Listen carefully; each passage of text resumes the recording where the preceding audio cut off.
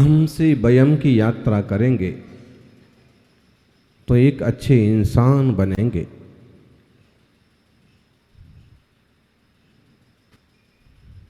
अहम से वयम की यात्रा करेंगे, मैं से हम की यात्रा करेंगे तो एक अच्छे इंसान बनेंगे।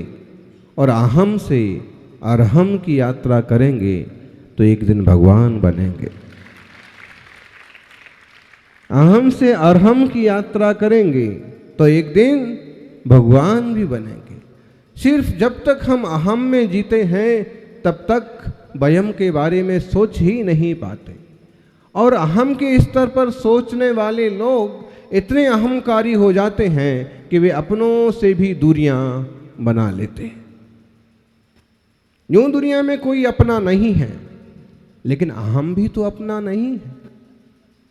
अगर कुछ भी अपना नहीं है तो अहम का परिणाम भी तो अपना नहीं है। इसलिए अहम की बजाय हम का जीवन जिएं, स्वयं की बजाय सर्वम का जीवन जिएं, एकांत की बजाय अनेकांत का जीवन जिएं, लालच की बजाय आकांक्षा का जीवन जिएं।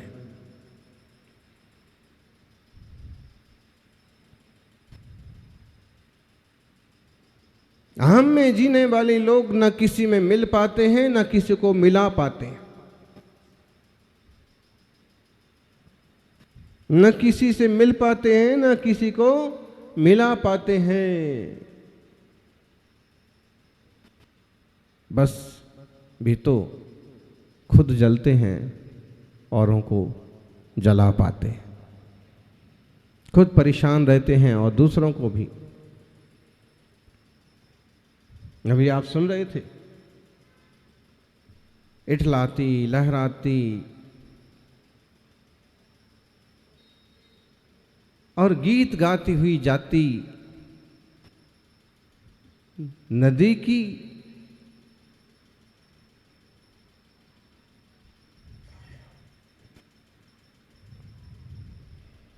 हटखेलियां करती धारा से कुएं ने पूछा।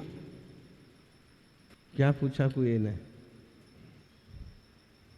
कुएं ने पूछा, रोज रोज देखता हूं इधर से निकलती हुई छोटी सी नदी तुम में मिल जाती है, उधर से आती हुई छोटी सी नाली तुम में मिल जाती है, उधर से गांव का पनाला भी तुम में मिल जाता है, और तुम्हारे साथ सब कितने हंस के मुस्कुराते हुए समुद्र तक पहुंच जाते हैं। मैंने तुम्हारा क्या बिगाड़ा है? तुम मुझे क्यों नहीं साथ लेके चलती हो?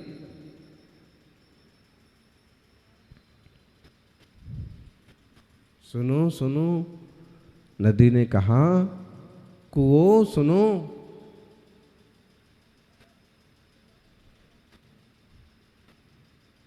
जो भी चाहे छोटा सा हो चाहे बड़ा हो, मेरी गोद में आता है, मैं उसे अपने हृदय से लगा लेती हूं और उसे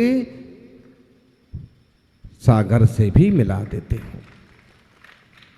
लेकिन तुम मुझसे पूछते हो, अपनी तरफ नहीं देखते हो। तुमने अपने चारों तरफ दीवारें खड़ी कर रखी हैं, और जब तक तुमने इस तरह की दीवारें खड़ी रखी हैं, जब तक तुम्हारा दायरा बना हुआ है, जब तक दायरा ये दिल है, तब तक तुम दरिया दिल नहीं बन सकते। संकुचित विचारधारा के लोग दायरा ये दिल होते हैं, और सहिष्णुता उदारता की भावना वाले लोग दरिया दिल होते हैं।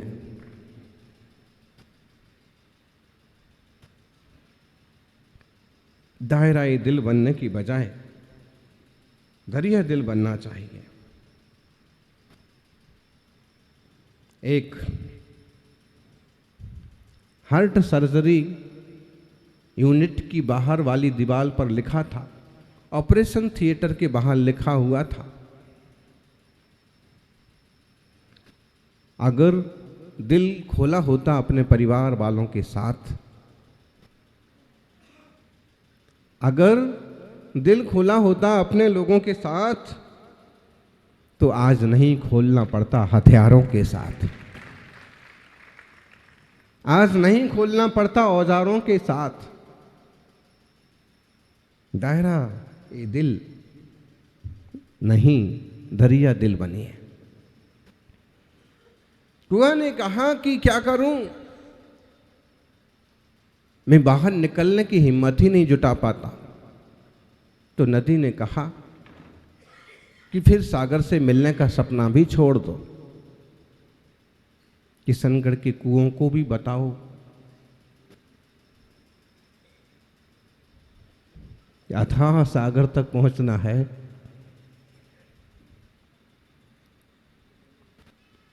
तो दीवारों से बाहर निकलो। जिन वचन रूपी गंगा नदी में मिल जाओ, सागर तक पहुंच जाओगे। दीवारों से बाहर ना निकलोगे तो तुम्हें कोई भी सागर तक पहुंचाने वाला मुश्किल है। आज तुम मौके को गवा दोगे, कल फिर से मौका आएगा, कोई जरूरी नहीं है।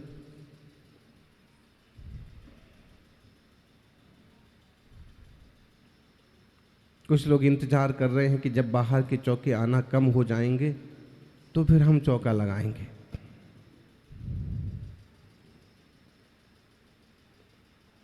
और इसी सोच इंतजार में 3.5 महीने निकल जाएंगे।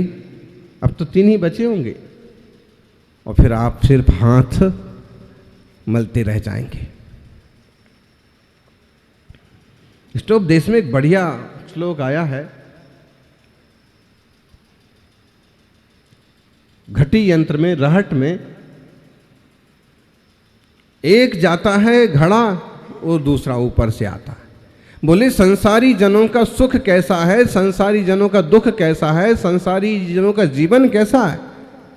विपद भव पदावर्ते पदी के वाति वाह्यते यावत तावत भवत्यन्ना प्रचुरा विपुदा पुरा।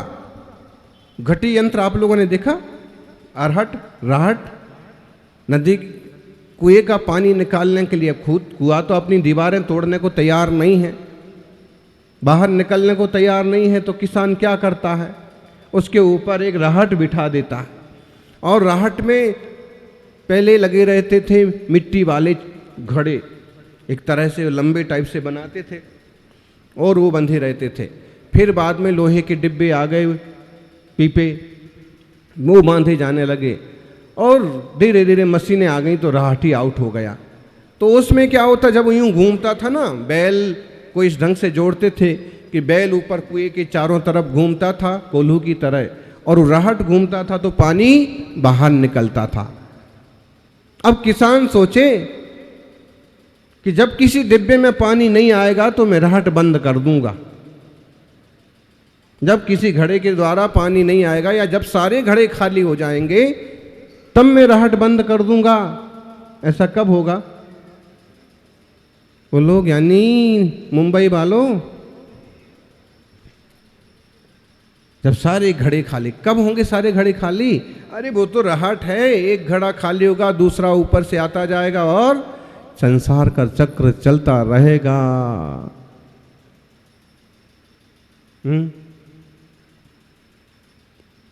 फिर भी कुएं से थोड़ा पानी तो बाहर निकल ही जाएगा। लेकिन ऐसा कब होगा? गृहस्थी कहे कि सारे झंझट निपट जाएंगे फिर हम संयम लेंगे, सारे झंझट निपट जाएंगे फिर हम प्रतिमाधारी बनेंगे, फिर दीक्षा लेंगे। ऐसा कब होगा? सारे झंझट कभी नहीं निपटेंगे। बेटा निपटेंगे तो पोता आ जाएगा, पोता निपटेगा तो पड़पोता आ जाएगा, पड़पोता निपटेगा तब तक यमराज जरूर आ जाएगा।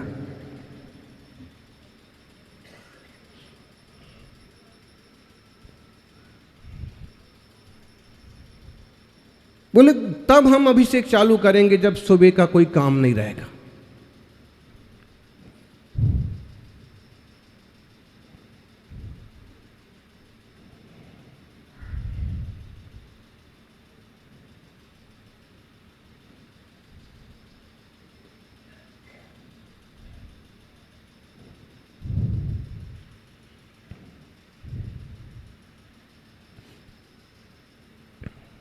ऐसा कभी नहीं होता है, समय निकालना पड़ता है।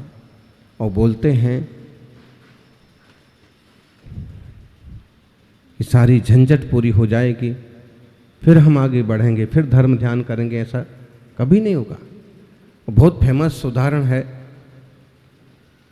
एक पुराने ज़माने में घोड़े से यात्रा होती थी। घोड़े पर बैठ करके सेठ जी जा रहे थे, दूरी काफ़ी थी, गर्मी का मौसम था।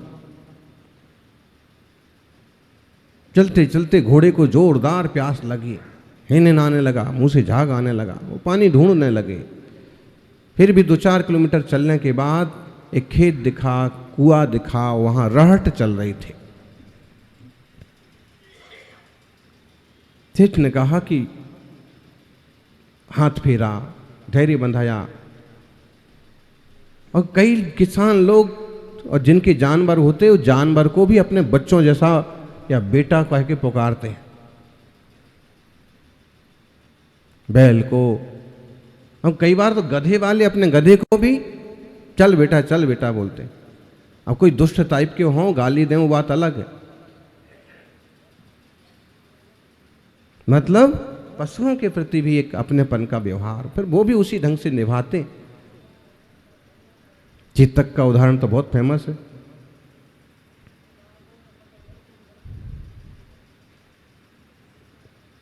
तो उसको धैर्य बनाया, थोड़ा सा देख वो दिख रहा कुआं, चल कुएं पर। और वहां पानी के लिए प्यासा तो था, लेकिन पानी खेतों में जा रहा था। जहां पानी इकट्ठा हो रहा था वहां तक घोड़े को ले गए। और राहट चल रही थी तो आवाज होती है, चे के पे, मशीन चलने कैसी आवाज होती। तो घोड़ा जो है वो पानी, प्यासा होने के बाद भी पानी नहीं पी रहा था। पानी भी है, घोड़ा प्यासा भी है, पी नहीं रहा। क्यों? डर लग रहा उसे, आवाज हो रही। सेठ ने कहा, किसान भाई साहब जरा राहट बंद कर लो, घोड़ा पानी पी ले। किसान ने कहा, देखो राहट बंद करते ही घड़े घूमना बंद हो जाएंगे, पानी आना बंद हो जाएगा, फिर घोड़े को क्या पिलाओगे। उसने कहा, प्लीज कृपा करिए। बंद कर ली उसने। जैसे ही बंद की, बैल रुके और चक्र घूमना बंद हुआ कि पानी आना भी बंद हो गया। अब चुल्लू 2 चुल्लू पानी वहाँ जमीन पर पड़ा था, उसने चांटा, इतने में वो भी आगे बह गया, सूख गया। उसने कहा कि पानी तो है ही नहीं, पानी तो फिर चालू करो। फिर चालू किया तो आवाज़ होने लगी, फिर पानी नहीं पीता। और 2-4 बार ऐसा हुआ तो किसान थोड़ा सा, गांव के लोग बड़े सरल होते हैं, बात मान लेते हैं, सहयोग करते हैं। थोड़ा सा जुझला के बोला कि भाई देखो, अगर तुम्हें पानी घोड़े को पिलाना है। उसने कहा, मैंने तो पी लिया, तुम तो समझदार आदमी हो कि आवाज़ में पानी पी लिया। घोड़े को भी पानी पिलाना है तो इसी चेंचे की आवाज़ में ही पानी पिलाना होगा, और कोई तरीका नहीं है। तुम्हें अपने चेतन रूपी घोड़े को धर्म रूपी अमृत पिलाना है तो गृहस्थी की चेंचे में से ही समय निकाल के पिलाना होगा, और कोई तरीका। दुकान सबकी है, काम सबको है, बाल बच्चे सबके हैं, लेकिन उस चेंचे में से उस समय निकाल के थोड़ा सा धर्म अमृत का पान कर लेते हैं। और आप भी करना चाहो, आप भी कर लो, थोड़ा तत्व सुन लो।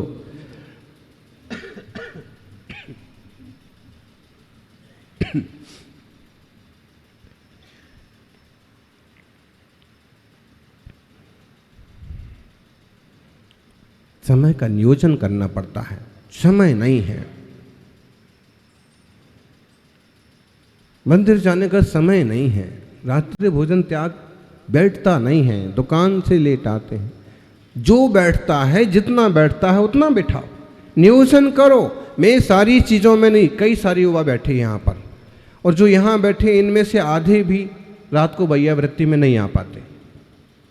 ठीक है, अच्छा किया तुमने, सुबह का आधा घंटा निकाल लिया और जिनवाणी सुन ली, एक चीज तो कर ली। अब रात को किसी कारण से नहीं पहुंचे तो कुछ तो मिल गया ना। और रात को आते हैं बहुत सारे और वो यहाँ नहीं दिख रहे हैं। संभव है कि इस वक्त वो किसी काम में लगे होंगे, दुकान पे गए होंगे। चलो शाम का वक्त तो ले लिया कम से कम सत्संग का। मातृशक्ति में भी 10, 5 मिनट, 20 मिनट। अब चैचे में ही हमको प्रवचन करना पड़ेगा, इस खांसी में ही। और अगर ये बंद करते हैं, खांसी बंद करते हैं, तो प्रवचन भी बंद हो जाएगा।